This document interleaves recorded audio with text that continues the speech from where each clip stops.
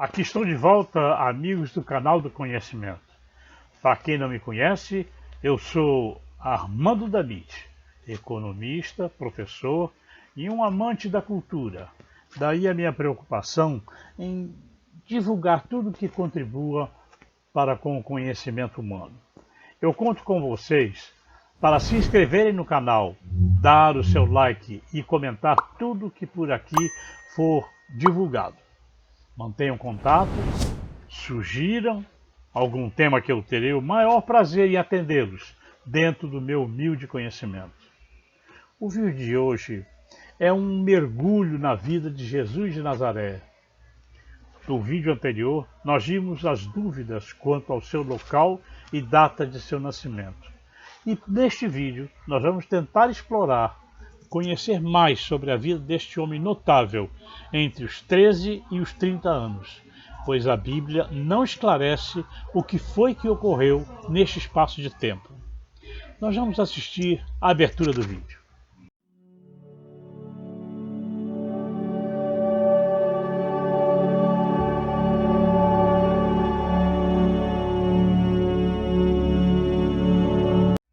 Minha pesquisa está baseada no livro de autoria do Dr. Howard Spencer Lewis, Eminente Imperator Rosacruz, A Vida Mística de Jesus.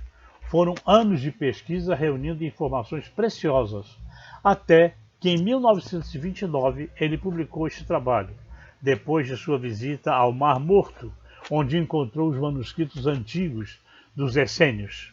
Segundo o Dr. Spencer Lewis, foram coletados registros dos essênios, nazarenos e nazaritas, assim como os registros da grande fraternidade branca do Tibete, na Índia e no Egito, pois sempre foram fontes de conhecimento para todos os avatares, especialmente Jesus. Vamos procurar entender o que ocorria naquela época, na região em que Jesus nasceu. A Palestina reunia os importantes, os humildes, os cultos e os ignorantes, os ricos e os pobres, os pagãos, os judeus, os cidadãos comuns e os governantes, e todos estavam unidos pelo intenso ódio aos gentios. Gentios era designação para os não cristãos, os pagãos. A palavra gentio deriva etimologicamente gens, que significa clã ou grupo familiar. Na tradução cristã da Bíblia, a palavra gentil designa um não-hebreu. A Palestina, então, estava assim dividida. Na parte setentrional, conhecida como Alta Galileia, viviam os gentios. Tiberíades era não-judaica. Gaza tinha uma divindade própria. Jafa tinha uma religião pagã. Segundo os judeus, Cesareia era uma cidade pagã e simbolizava Roma para os judeus e deveria ser destruída, pois Cesareia e Jerusalém, segundo os judeus, não poderiam existir simultaneamente. Conclui-se então que a paz e a harmonia era impossível entre aqueles povos. Aliado aos diversos idiomas falados na região, e foi nesse ambiente que Jesus nasceu. Seus pais, José e Maria, eram gentios e tinham conhecimento dos ensinamentos da grande fraternidade branca. Isto pode ser confirmado na Bíblia cristã e no Talmud, e muitas outras obras também. Assim, temos que nos voltar para a Galileia e para os galileus. Em Mateus encontramos a Galileia dos gentios, mas isto não foi explorado. Vemos que os gentios que habitavam a Galileia, inclusive os pais de Jesus, eram por classificação religiosa natural, místicos pelo pensamento filosófico e judeus por imposição, pois eles tinham que aceitar a fé judaica comparecendo à sinagoga para serem admitidos em caráter probatório. Vejam outra situação inusitada. Jesus era chamado de Nazareno, acreditando-se que havia nascido em Nazaré.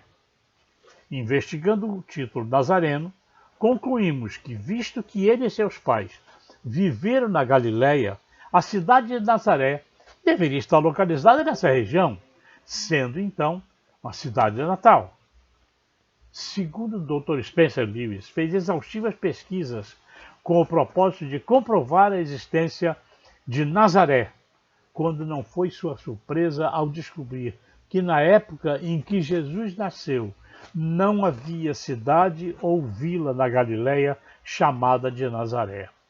O título Nazareno não seria por conta do local de nascimento, mas sim um título dado pelos judeus a pessoas estranhas que não seguiam a religião e que pareciam pertencer a uma seita secreta. Inclusive, o próprio João Batista era chamado de Nazareno. Feitas essas considerações, vamos focar agora em Jesus após os seus 13 anos de idade.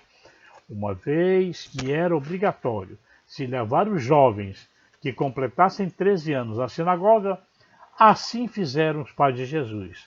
E lá ele deveria responder a algumas perguntas relativas à fé judaica. Ocorre que Jesus teve seus estudos iniciados em Monte Carmelo, onde lhe foram transmitidos os ensinamentos essênios. Mas tal não foi a surpresa dos doutores com as respostas de Jesus às suas perguntas e com relação à sua independência. Após a cerimônia, todos deveriam voltar para as suas casas, mas os doutores pediram que Jesus permanecesse por mais um dia, em que ele seria apresentado a um conselho superior de doutores. Seus pais então iniciaram a viagem de volta com os filhos mais jovens e não se aperceberam que Jesus havia ficado. Mas não se preocuparam, porque uma vez que sabia que ele ia se cuidar. Mas, mesmo assim, retornaram e encontraram Jesus cercado pelos sacerdotes, que estavam deslumbrados com suas respostas, e foi então advertido pelos pais, naturalmente. Em momento algum, Jesus transmitiu aos doutores a sua condição divina. Informou, sim, que iria se afastar para se instruir em terras estrangeiras. A independência de Jesus e a sua determinação em continuar seus estudos foi o que surpreendeu os doutores. A partir daí, Jesus terminou seus estudos preliminares em Monte Carmelo. Segundo registros essênios, foram enviadas instruções para a escola do Carmelo pelo Templo Supremo de Heliópolis, informando que o jovem Avatar deveria completar a sua educação com um completo estudo de todas as religiões e ensinamentos antigos, de várias seitas e credos que mais haviam influenciado o desenvolvimento da civilização. Ou seja, um estudo comparado das religiões, ritos, princípios, crenças pagãs, os mais elevados ensinamentos das escolas de mistério do Egito. O jovem foi entregue a 2 magos que o acompanhariam em seus estudos. Após uma cerimônia especial dos essênios, sem atrair atenção, os magos e os meninos partiram em caravana para a Índia, para a cidade de Jagannath, hoje Puri, centro do budismo puro, durante muitos séculos. Foram muitas provas e tribulações, e os magos mostravam a Jesus os sofrimentos da humanidade, a fraqueza e a força dos ideais humanos daqueles dias da época. Segundo as crônicas, Jesus permaneceu pouco mais de 1 ano no mosteiro como estudante, familiarizando-se assim com os antigos ensinamentos e rituais da fé budista. No devido tempo, Jesus deixou o mosteiro de Jagannath e visitou o vale do Ganges e Benares, onde teve a oportunidade de continuar seus estudos de ética, lei natural e línguas. Foi ali que Jesus se interessou profundamente pelo método de cura hindu, completando com um curso sobre os princípios hindus com o Draka. Na foto, ele está à esquerda ao lado de Buda, famoso por ser o maior dos curadores hindus. Visitou outras partes da Índia e retornou ao mosteiro, onde permaneceu por mais 2 anos. Pelo que mostram os registros, Jesus já havia incluído novas ideias e princípios místicos em seus discursos e instruções às crianças, despertando o antagonismo dos ortodoxos. Essa situação mostrou a Jesus o que ele enfrentaria na sua caminhada. Registros antigos declaram ainda que Jesus visitou Tibete na cidade de Lhasa, onde tomou conhecimento de manuscritos budistas. Viajou para Persépolis, na Pérsia, onde encontrou um dos magos que o visitara quando do seu nascimento. Permaneceu 1 ano na Pérsia e partiu para o Eufrates, na Assíria, sempre mantendo contato com magos e dando continuidade aos seus estudos. Partiu então para a Babilônia, na época já arruinada, templos derrubados, palácios vazios. Partiu então para a Grécia, onde, em contato com filósofos atenienses, entre eles Apolônio, lhe mostrou os registros das lendas gregas. Ali ficou por pouco tempo, partindo então para Alexandria. Visitou Heliópolis, onde se estabeleceu. Nesta época, Jesus começou suas iniciações para ser admitido aos graus mais elevados da grande fraternidade branca. Nesta fase, Jesus alcançou o que se chama de maestria, e ali ele teve contato com os mais antigos manuscritos do Egito. Há várias histórias contadas sobre os testes pelos quais Jesus passou e se revelou fiel às suas convicções. Daí ter recebido 3 pergaminhos, onde se lia a palavra sinceridade, em outro justiça e finalmente o último teste, fé. Assim, Jesus completara os 3 graus iniciáticos, continuou seus estudos e foi agraciado com o grau de mestre da grande fraternidade branca, o que o definia como qualificado e preparado. Sua preparação ocorreu nas câmaras da Grande Pirâmide, conhecida como Pirâmide de Quéops, e que grupos de pesquisa, formados por físicos, engenheiros e arqueólogos, usando aparelhos de raio-x, confirmaram que realmente existiam câmaras secretas, conforme mencionado nos escritos. Foi depois dessas cerimônias que Jesus foi considerado o Cristo, e todos os povos foram avisados de sua existência. E teve início então o seu trabalho, retornando à Palestina. Após ser batizado por João Batista, ele iniciou sua caminhada, que vai se concluir com a sua crucificação. O que foi que se descobriu com a crucificação? Enquanto o céu escurecia rapidamente e uma tempestade se anunciava, ocorria um distúrbio no palácio de Pilatos, com a chegada de um mensageiro de Tibério, imperador de Roma, cujo teor da mensagem todos queriam conhecer.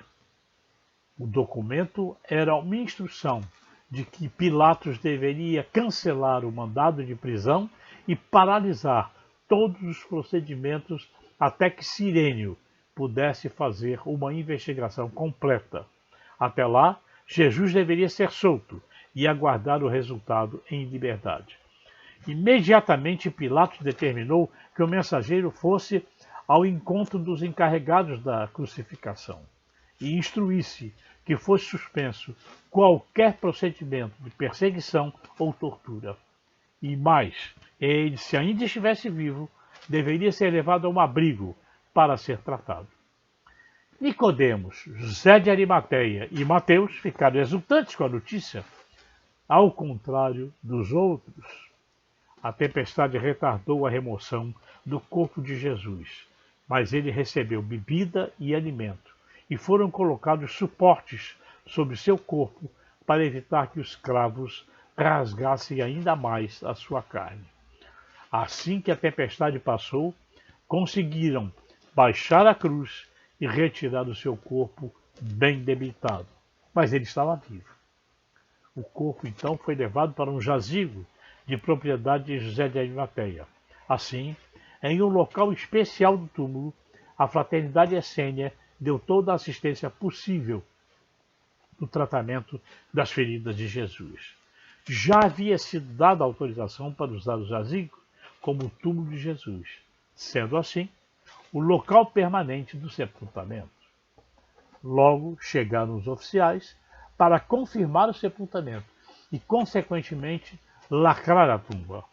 Entretanto, os essênios já haviam providenciado junto aos oficiais que não fossem longe demais no processo de lacrar de forma definitiva e que fosse impossível entrar ou sair da tumba. A essa altura, Jesus já havia se recuperado e estava vestindo roupas brancas, e suas feridas foram tratadas. Pela manhã, José de Arimateia e os essênios retiraram Jesus do jazigo, colocaram seu corpo, já refeito, sobre um potro e o cobriram com mantos pesados, levando-o para um local reservado dos essênios.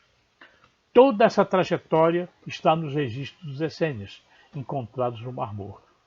E, se compararmos com a Bíblia, há um trecho que escapa aos estudiosos. Era comum, na época, que aqueles que fossem crucificados deveriam ficar ali na cruz por alguns dias, e os seus ossos deveriam ser quebrados pelos oficiais. O que não ocorreu, embora aqueles que também estavam ali crucificados tiveram seus ossos quebrados. Por que não consta na Bíblia o mesmo procedimento com Jesus? Era lei, não podia ser ignorado. A Bíblia cristã termina ou culmina com a ascensão. Podemos então concluir que a ascensão foi um fato totalmente místico e psíquico, que justifica a crença de que Jesus subira aos céus numa nuvem. Somente depois que a doutrina da ressurreição do corpo e da ascensão, no sentido físico, foi considerado uma necessidade teológica, é que os patriarcas cristãos decidiram eliminar todas as referências às atividades de Jesus depois da ascensão e fizeram parecer o término da sua existência física e sua missão crística. Os registros da Grande Fraternidade Branca e outros documentos demonstram claramente que Jesus viveu por muitos anos realizando reuniões secretas com os seus apóstolos, devotando-se à meditação e à formulação de doutrinas e ensinamentos para a divulgação. Jesus nunca mais apareceu em público, mas sempre procurou aperfeiçoar a doutrina. A morte do grande mestre Jesus está registrada em documentos antigos e consta que ela transcorreu pacificamente na presença dos irmãos da Fraternidade Branca no Mosteiro de Carmelo. Seu corpo permaneceu em um ataúde no Monte Carmelo por séculos, até ser removido para um sepulcro secreto, guardado e protegido por seus irmãos. Em 7 de julho de 1974, o Semanário Ilustrado da Índia publicou uma fotografia de um templo antigo, o Túmulo de Jesus, em Srinagar. E Mirza Ghulam Ahmad Qadiani declarou que Cristo escapara da crucificação e teria ido para Caxemira, onde morreu com 120 anos. Apesar dessas descobertas, as igrejas mantêm como certo que o seu túmulo está localizado na Igreja do Santo Sepulcro, em Jerusalém. Lá você pode ter acesso à Pedra da Unção, onde provavelmente o corpo foi preparado ou curado. Essa é a dúvida. Estas e outras afirmações deste vídeo eu deixo para a reflexão de vocês. O tema é polêmico e discutível. Eu espero que tenha apreciado, pois tive o maior cuidado ao pesquisar este assunto, uma vez que as contradições são muito grandes. Inscreva-se, dê o seu like e compartilhe. Breve estaremos de volta com mais um vídeo do canal do Conhecimento. Um grande abraço a todos e até breve.